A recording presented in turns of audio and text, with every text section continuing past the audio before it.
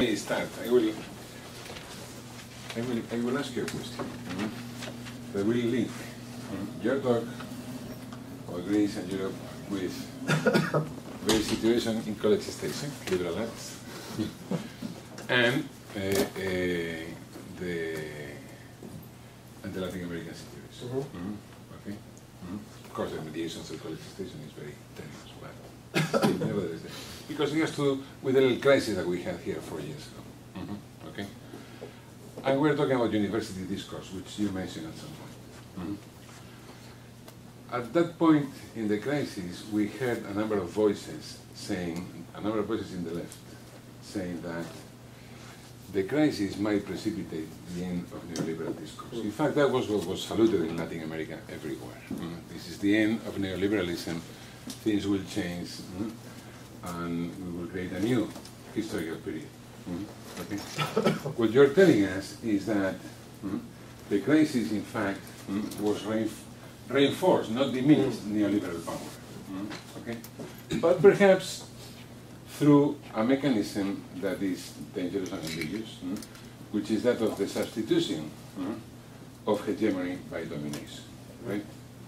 Now, we may have seen something similar in the context of the academic institutions, widely, but in particular, because I want to focus, since we're here, the American university. Okay? How the crisis, tenuous as it was, precipitated a monumental corporatization of university life, okay?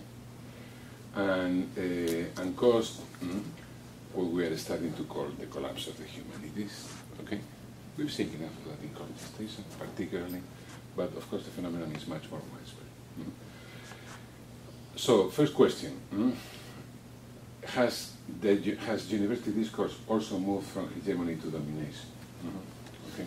Now, of course, this has to be with the character of intellectual life. I think that's an important question for us. But then, perhaps in a more complicated way, my third comment or question is, what if what you have described as nihilism from below, which you associate with the neo-Nazi reaction in Greece, is starting to be seen in Latin America in the form of radical manifestations of communitarianism. Okay, so this is a completely different structure than it would be in Europe, but nevertheless there might be a parallel and a similarity. Okay. For instance, what if this nihilism from below is starting to be articulated hegemonically, but what we saw the other day in our discussion group, Felix Pazzi, a very prominent sociologist in Bolivia, supported by Raúl Sibeki, okay, saying that democracy is not what is at stake in contemporary radical politics in Latin America, rather it is consensual authoritarianism, okay? Consensual authoritarianism from below, okay? Based on a very strong notion of community, okay? Now, the link with university discourse is, of course, the current fate of post-colonial studies, particularly decoloniality, which is playing right into the hands of that. And we know how dominant it is in Latin American studies, for instance. Okay, just to give you two quick answers. I would agree with your description of what is happening within the university, within academia. This is not only an American phenomenon, it's all over the place. However, with relation to this passage from hegemony to domination, I mean, if one were to put that as a zero-sum game or as a very strong opposition, I would probably opt to deconstruct this opposition, because I think there are continuities between the two. And I think that I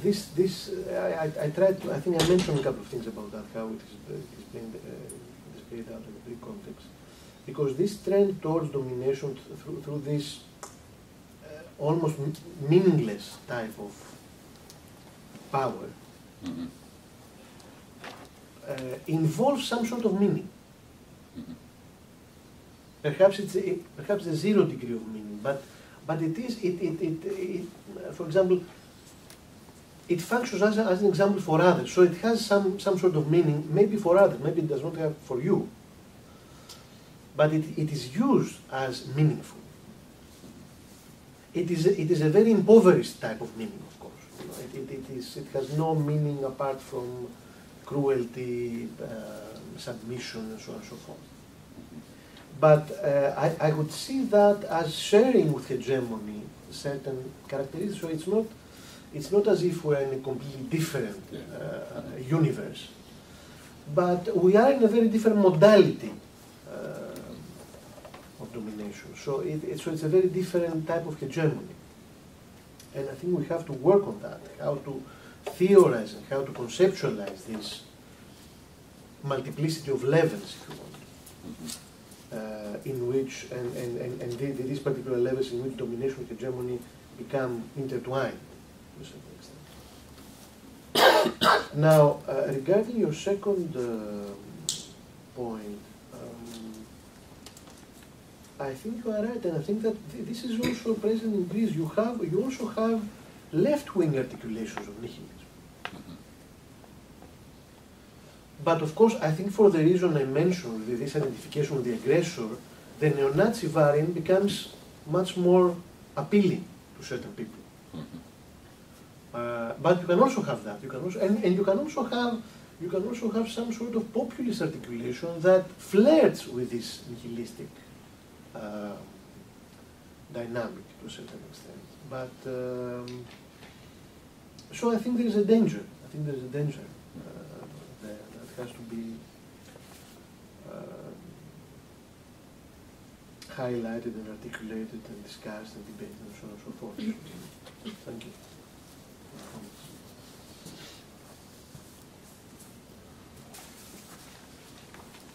Yeah, thank you for your presentation. I have a very kind of naive question. Yes. Why do we not encounter phenomena like the Golden Dawn in countries like Spain or Portugal or Italy? And how do you relate the appearance of the Golden Dawn today with contemporary modern Greek history? Like, I mean, remember Metaxas, right? I mean, in the 1930s and 40s, remember, you know, what happened after the Civil War, remember the dictatorship.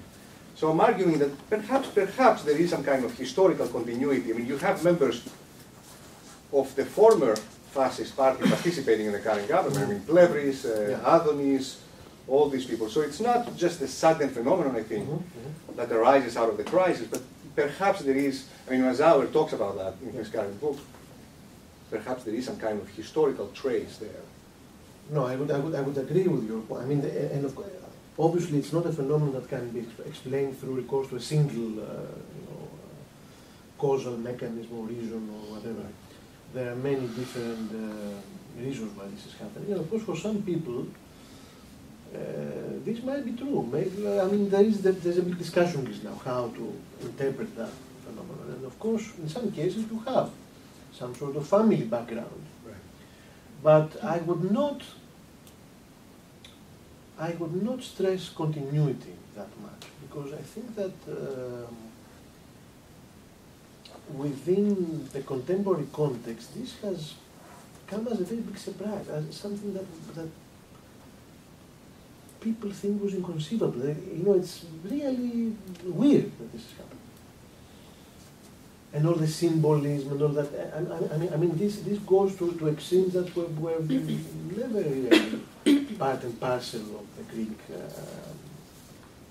of the recent Greek history. So one has to explain that, and I think that most of the supporters, because I'm talking about the supporters, I'm not talking about the members. It's a completely different issue. But I think that most of the supporters are not really, how shall I put that, they are not investing positively in this particular party. It's just a negative outlet of their anger and of course, if it functions like that, the more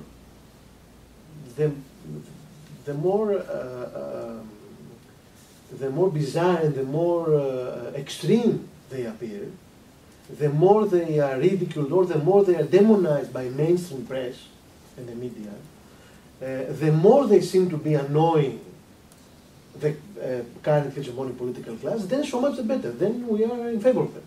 This is how a lot of people have started thinking. And this is the nihilistic part. I mean, the nihilistic part is that I choose and I vote for somebody not on the basis of the positive content of what this particular party implies, but on the basis of this mechanism which is completely negative, which has no positive, there's no positive investment there. And I think that at the unconscious level, this identification with the aggressor can be very much enhancing this choice to a certain extent. I mean, this is all very, this is a hypothesis. I mean, it's a very recent phenomenon. We don't really have a lot of research which has been done on this issue.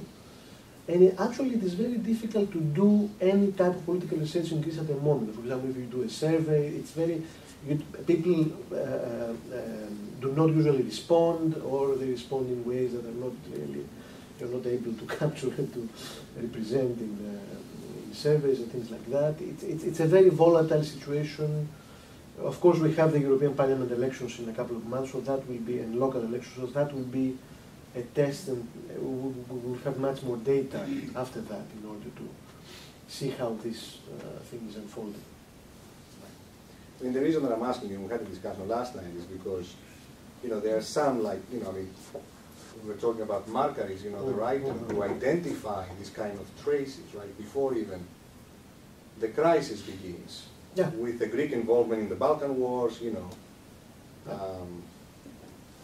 and of course, why we don't have it in the other countries? Why we don't have this kind of but we do have in other countries neo-Nazi formations. The extreme right is the upper. In many countries, I mean, obviously there's something unique in Greece, is that such an extreme formation which is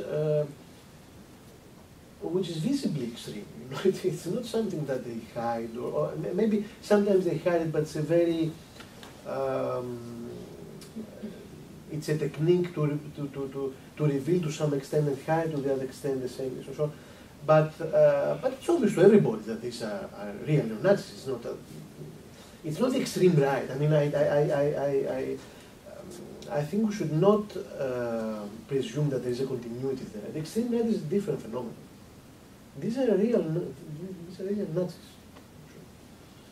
And the fact itself that 10–15% of an electorate identifies or says that it identifies with these people calls for some sort of explanation which has to be paradoxical, because this is a paradox, I think. Oh yeah, in fact, I think in Italy, for instance, you do have, I mean, you have and then it gets kind of overlapping with fascism, because we have this kind of, underlying fascism that, so, I mean, it's new fact in this form, but I think it gets you get that kind of tradition that still goes under the surface. It gets overlapping in terms, of symbols and meanings. Mm-hmm. So, and I think also in Germany there is a, new movement in this sense. So I don't really know if it's something that it's just Southern, or something that a little bit more broad, and then, that needs to be analyzed. Maybe it's a necessity, a need for something more radical. My fear with broadening this discussion is that eventually you end up with this argument that many very interesting people have adopted, including Foucault and Deleuze and Reich and other people, that eventually there's a fascist dimension in all of us.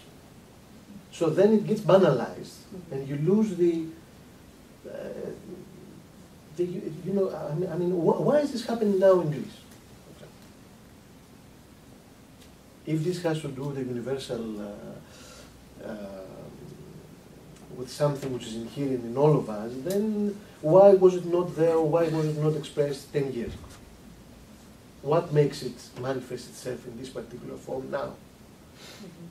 Yeah, it could be, a kind of empty signifier like another, in the sense that you put all your energy in something that seems to be that radical and that able to invert the situation and giving the solution which the institution cannot actually. So the institutional way can. So you always, like terrorism in Italy, for instance, as well. You need to get out of the state to find, to invert everything. So that can be the kind of mechanism. And start having a new hegemonic formation, which is totally radically opposed, I think. I think this is part of the explanation, but then of course you have to account for the fact that all this symbolism is associated with Germany, which is a paradox again, because these people are against Germans, and at the same time they idealize Germany. Yeah. They idealize that part of Germany. That part of not. Germany. Yeah, that's true. But no, it's a very interesting thing, because sometimes, for example, when Merkel visits Athens, you have these demonstrations, and you also have people dressed like Nazis, implying that Merkel is a Nazi. So Merkel herself is associated with Nazi symbolism. And then these people who want to attack Germany, they also identify with Nazis. So, I have really I have tried a lot. And the only thing that explains that is this identification with the aggressor. We haven't excluded the fact that they're just stupid. It's a distorted identification. Teresa has a question. Yeah, well, so thank you for enjoying your stuff very, very much. And let's see if you can comment on that. So what you presented here. So this kind of how the shame, the blame, the guilt has been, as you say, put first directly towards the individual. So and then later it is this. It is in the way I read it. Just goes back, or it just it is transferred to the nation, the state, right? So then the state is the one, as you were saying, the one that becomes like responsible, doesn't know what they're doing, etc. And the thing is that, well, now looking back, there's always reading, right? So when first things happens, we don't see it that way, it just goes. But I was thinking, going back, and with the danger that implies, right? That in fact, what that came first was the end of the sovereignty. And I was thinking, and that has to do with the Cold War.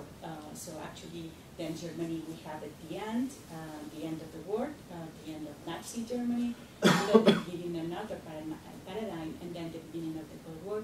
But I was thinking that it was in fact in 1953, which that I know for sure, in Europe, the first case of surrendering totally sovereignty was in Spain with Franco, and they surrendered it to the United States.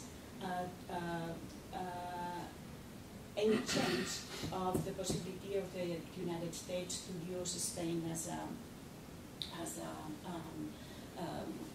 a place to store the bombs, and, nuclear bombs, etc. But that there was secret pacts, and actually Spain signed and surrendered sovereignty. So the United States from 1953 on could always enter in this. So I'm thinking then, therefore, that this is probably then first we have the takeover of the sovereign state, and then we have this Cold War period where we have a biopolitical of consumerism, and then we have a specific entering within the debt period that you were signaling, and now that already the sovereign states are anyway, or they don't have any power. We saw with Greece and with elections, and actually we had seen this in the 70s with Chile. And so when there is a democratic election that doesn't go the way that capital wants, it's just gone. No? Now then we go back, now that we have the ending of the citizen, now we go back to realizing that, I mean, the truth, this awful truth that Lacan was talking about, comes and says, this is it. an appearance of truth. So but it was there already in the way I see it. The only thing I would add to your to the picture you presented is that this goes back. I mean, for example, this mutual engagement, this alternation between different types of enjoyment, society of prohibition, society of command enjoyment, this goes back and back and back and back. For example, we know that there's some very interesting recent research that shows that there was a consumer's revolution in England in the 18th century. It was very interesting. And then again, you have a contraction. You have so you have this dialectic, which is probably well, with us certainly within modernity, maybe it's an even older thing. And the same with debt. The same with debt. I mean, we should not forget, for example, that the foundation of Athenian democracy at antiquity has to do with debt forgiveness, with Sysakia. I mean, so you have that already. And if, for example, if you read, you just have to read Shakespeare in order to realize what's happening with debt and all that stuff. So these are modalities of domination, modalities of governance and governing and politics, which are very, very old actually. But of course our memory is very short for some reason. Sorry. Going back to the question of why this kind of phenomenon is happening, the Golden Dawn, one, well, we're assuming it is an authentic movement, may not.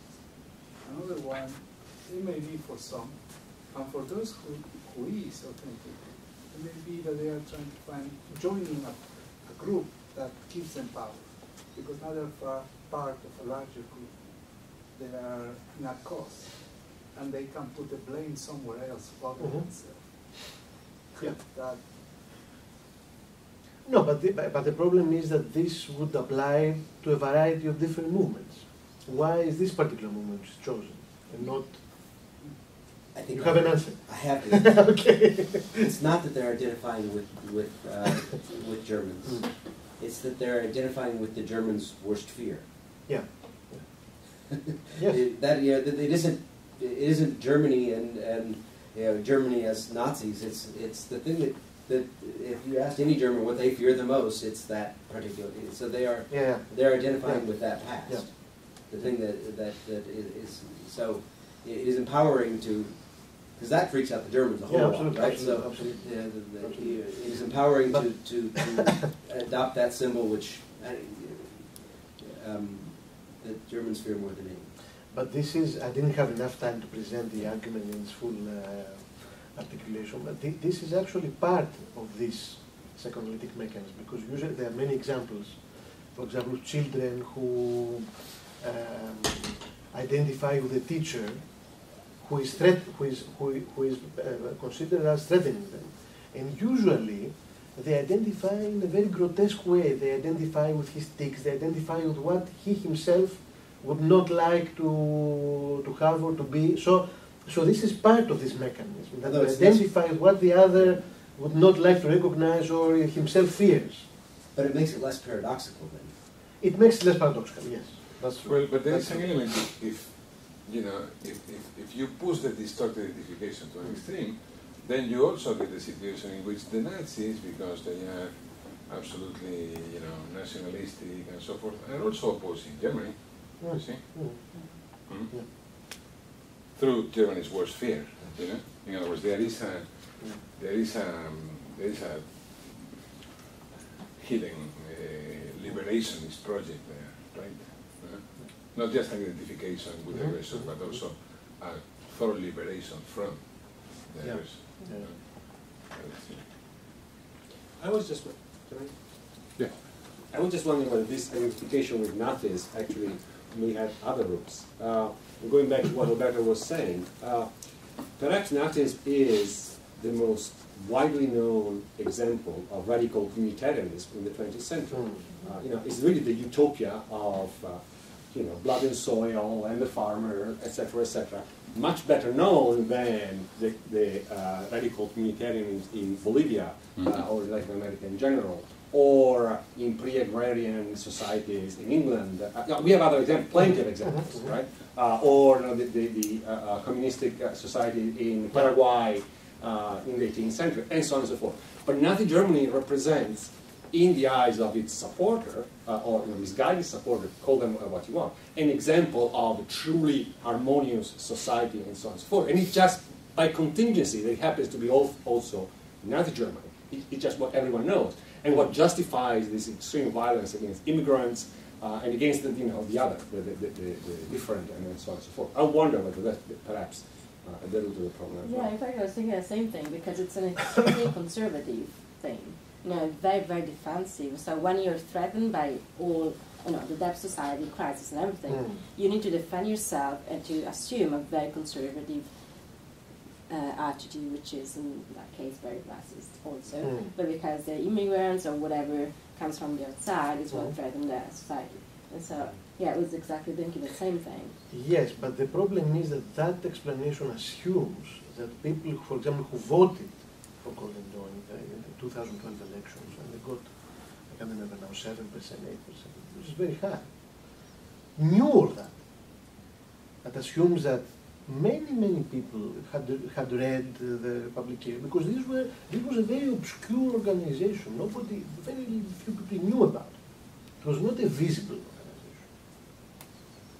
organization. My intuition is that people didn't really know about what type of communitarianism that is, whether it prescribes one or the other. It didn't work like that.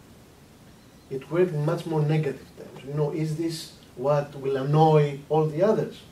The others whom I blame for my misery? Then this is what, and this is why, this explains another phenomenon also. Because for the last few months, these people, the leadership of this organization is in jail. And a lot of evidence has been produced, amazing evidence about the Nazi affiliation, so on and so forth.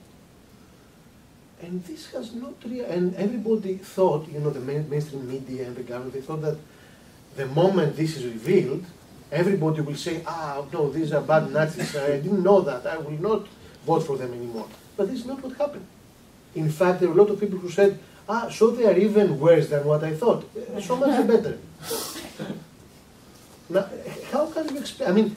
Sometimes academics opt for rationalistic explanations, which are not really what people really do in their lives, actually. And there are a lot of dimensions like that in this. Something similar in Italy as well, though. Yeah. We have now, as you said, in 2011, with the latest Greek elections, in Italy was last year, and a full quarter of the electorate actually voted for a political party which has no discernible positive political program. And in fact, what happened in the last year and a half, it was they resisted every attempt to actually be involved in the political liberation process, partly for good reason, partly for bad reason, but it's a complicated story. But in fact, you would expect that their support would diminish, precisely because of the lack of effectiveness in the political arena. It's just the opposite is happening. And everyone expects them to triumph in the next round of European election, and perhaps even more so in a year and a half, or a year and a half. So the only common denominator I see between the Italian situation and the British situation is the pure negativity of their demand. There is no positive political content of any kind whatsoever. Absolutely. And I think this is very important. This is what I try to highlight. And this is a dialectic that starts from above, I think. It is a nihilistic term. And then it is reciprocated by movement from below. And this is the big danger, I think, for European democracy at the moment. And if people don't realize, and of course, the people who are most responsible to realize and do something about that is the people in the governments. This has to stop. They have to introduce some sort of other direction. Otherwise, this will eventually explode, I think. Well, it seemed to me that you had something to say. Huh? No, I'm good. Well, I'd like to ask another question, Okay. if I may insist on the university discourse connection. Okay, because I keep, returning to it, hearing you speak. I mean, in the university, in the United States context, the crisis of the humanities has taken on different forms. Okay, we go from the Florida legislature approving increased fees for humanities students. Well, if they love it so much, they should pay more. So that if you want to get a degree in international studies or in Hispanic studies, you pay more. If you want to be an engineer, we'll pay for that because that's good for us. But that stuff is only good for you. So you pay through your nose if you're going to devote yourself to literature or the arts or whatever. That's one exit to the crisis situation. But there is also nihilism from below, okay, coming from us, from humanities professors and students, Yeah. The abandonment of theoretical projection, of theoretical work, the abandonment of politics as such, okay, the shelter into, completely inane stories, okay. We see it everywhere. And of course, it all goes also through the creation of individual guilt. I mean, we are constantly subjected and bombarded by not just our own higher administration, but the Texas legislature, in terms of increasing student numbers, teach more so that we can see that you're good for something, for God's sake. We are subject to all those things constantly. And it seems to me, if Greece is a symptomatic torsion point, university discourse about the humanities also is. Okay? But when you have such disparate torsion points, something systemic is taking shape, right? No, I would agree with that. And I also agree with this point about this nihilism from below can be quite appealing, actually, because when you go through that, I'm talking about my personal experience. Through this experience of, you have this feeling of being attacked every day, somehow. Financially, symbolic violence, which is, and I'm not saying that everything was perfect, but I mean, there's this famous quote by Lacan, which is about a guy who suffers from, who is pathologically jealous of his wife. And Lacan says, well, even if his wife was cheating on him, that does not justify this pathological jealousy. So that has nothing to do with what the situation before was, but what is happening now, and of course, no matter what was happening, the punishment is much harsher than what the actual problem was initially. So when you experience that, the urge to reciprocate and to adopt some sort of nihilistic behavior is very strong. I mean, everybody feels that. Everybody feels it. Do we have another question? Yeah. Brief. Can you make very quick comments if people want to get out for coffee? So how about the greed? Greed. Because this is non-stop, there's no ending. Well, there's no debt without greed to a certain extent, so these go together. Yeah, but I was thinking that the greed, the greed is, if I read you correctly, we consumers that got into that, it was not because of greed, it was for something else, but I'm talking about the greed as the today's global capital, it's greed is what it moves, but greed is it's unsociable, I would probably associate all that with different That's modalities. What he said in America, greed is good. That was It's not. But this is a superegoic injunction. Yeah. This is a superegoic injunction because greed is actually not good. I mean, it will not really, provide some satisfaction, which is never enough. Exactly. It will not solve your problem. I mean, everybody knows that. Nevertheless, it is something that you are encouraged to do. It is something that the others are supposed to believe in, and if the others believe in that, then you should do it also. I think all that has a lot to do with the super ego. Consume, accumulate, be greedy, and so on and so forth. Something good will happen to you eventually. And it works the other way around also. Don't consume. Primary accumulation. Don't spend. Yeah, but they say be greedy. And greed is good. That was in America. Motto in the 70s. It was there. But now, because of what you described, there's shame on you. Therefore, they don't talk about it. Yes, but these were always It's up there. Yeah, but these were always. I think that these were always alternating logics, and not only alternating diachronically. So you have a period in which one is dominant and then the other becomes dominant. But it was also necessary to have both of them in every social configuration, because, for example, this simplistic idea of Max Weber that in the beginning of capitalism you only had primary accumulation and nobody. So who was buying all this? I mean, if somebody is not spending, accumulating the money, investing it in order to produce, somebody else must be buying this product. Otherwise, the system cannot work. And so one has to read Weber together with Werner Sombart, because Werner Sombart gives you this amazing, gives you the other side of the story, which is that during the same period you had an amazing explosion of luxury, and if capitalism was the capitalist dynamic depended very much on accumulation and so on and so forth. On the other hand, it depended very, very much on the proliferation of this ethics of luxury. It's very interesting. And these go together, I think. Not only diachronically, but synchronically in every society. I mean in Greece today, okay, a majority of people are suffering, but nevertheless there are many people who are very prosperous and accumulating more and more wealth. It's always like that. I remember at one place